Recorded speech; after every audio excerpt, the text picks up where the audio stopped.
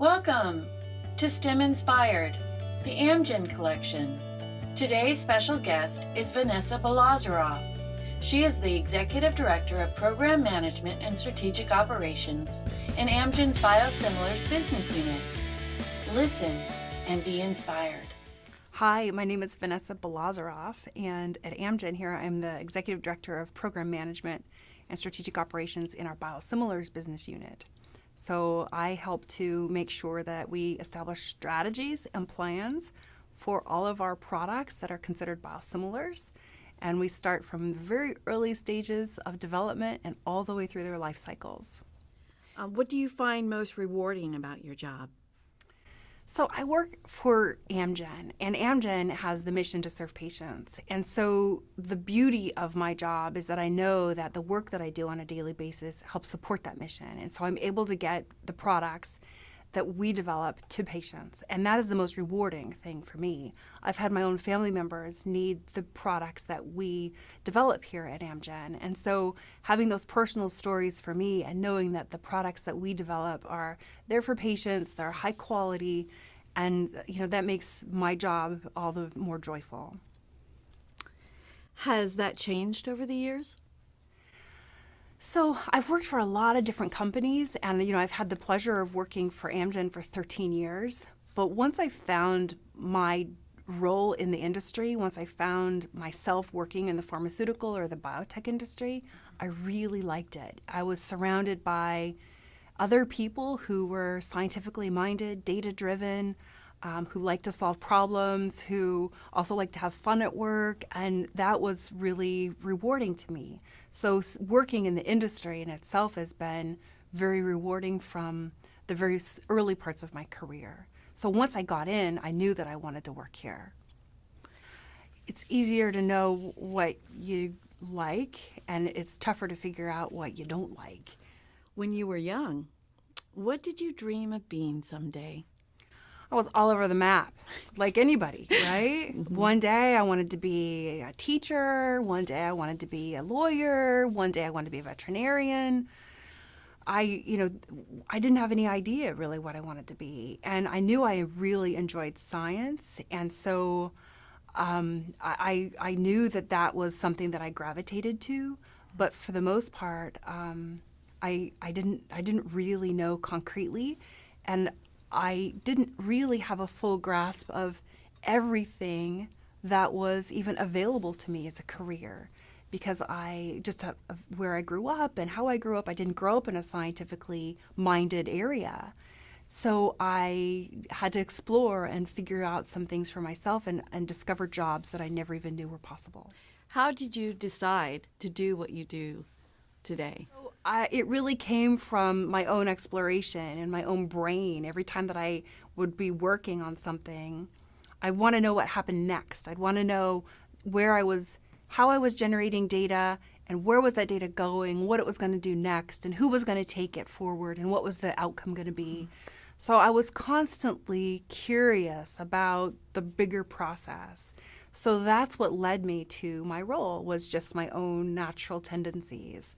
What led me to science, though, was really just my love for science. And I remember as a kid reading a really early article, long time ago, about how these scientists had taken this spider and they had made this spider spin this web that was strong as possible.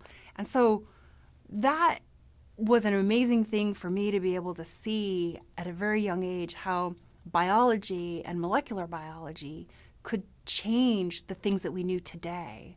So I knew that in the future, we would be able to change even more things as we learn even more about what we don't know. So what are your most vivid childhood memories of school? I remember being in biology class and being able to learn about space and learn about travel. And, the space shuttle was a big thing when I was a kid. And those were really fundamentally newsworthy events that were really impactful and that I paid attention to as a kid. So it really gravitated my attention to science, and so I really enjoyed science. Was there anyone then or now who has influenced you more? I think really in general, my family. If I think about it, my father was the very first person in our family lineage to go to college. And so he taught me that you can buck the norms. So he made that conscious choice. And I think that he imparted that upon me as a kid to be able to say, look, if I want to change something, it comes from within. If I can channel my mind and to have a dream that I want, that I need to make sure that I'm honest with that dream and that I honor that dream. What advice would you give students who think they want to enter a STEM profession? Do it. Don't let anything hold you back.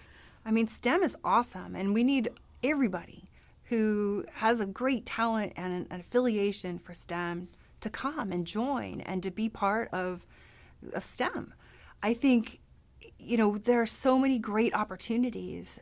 There's so many diverse roles that you can take with a degree and with a background in STEM, and not just for a physician, for everyone, because the educational components are foundational and they translate to a lot of different opportunities where the strengths can be leveraged. How important has mentorship been in your career? Mentorship has been really important for me, early on in my career, especially because I was a scientist, and so understanding, the technical aspects, you're always understanding, how do I do something, and having someone help teach you. So the mentorship that I had really early on was more of a teaching component. And then it changes and it grows and evolves over time, and it grows into more components around leadership and communication and different skill sets that we don't necessarily learn about in school, but we learn about through experience in life, in our jobs. How would you give your younger self advice on how to manage through the difficulties or the successes that you have today? Celebrate. Always celebrate. We have a tendency to not celebrate enough, and that might be a personal celebration, and whatever celebration is to you, it might, that's what's important. I think one of the biggest challenges that we face is we try to deal with these issues ourselves. And as a person, I've learned you don't get through life by yourself. You get through life with other people. So you have to always be looking to other people for input and insights. They can help you find the green light or the yellow light in life and help you figure out if your decision is sound.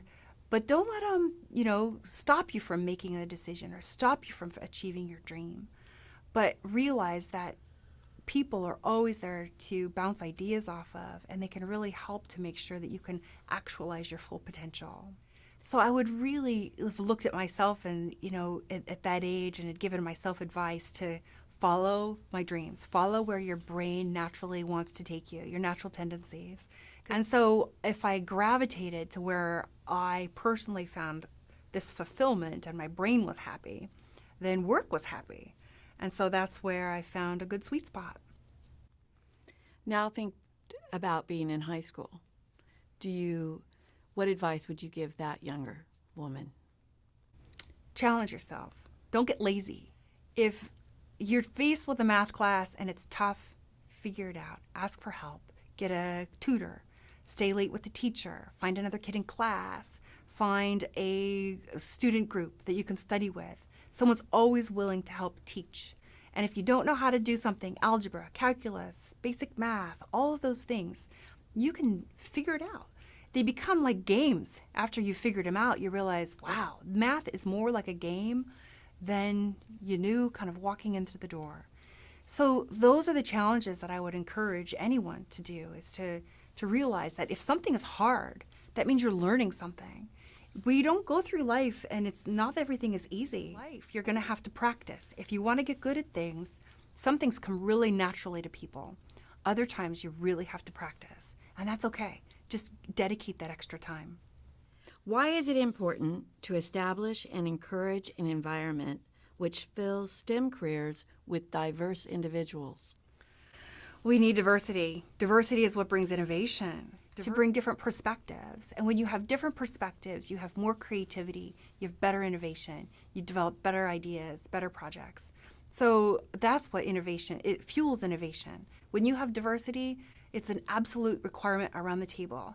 Do you feel comfortable sharing a specific barrier that you had to overcome within your career? So if I think about barriers, a lot of times it's external. Yes. It's how we come across, it's how we look, but it has nothing to do with what's inside our heads.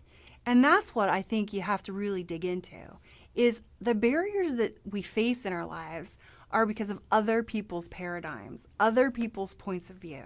Mm-hmm. And you just have to either change that paradigm and help inform their perception, or remember that you yourself own your dream. And if you're always honest with your dream and you practice and you do your best and you bring your best every day to work or to school or to the things that we're doing, that people will see that. And pretty soon their perception will change. And then that's what's rewarding, is when they start to see people for what's inside their brain and what they can offer and what I have to bring to the table.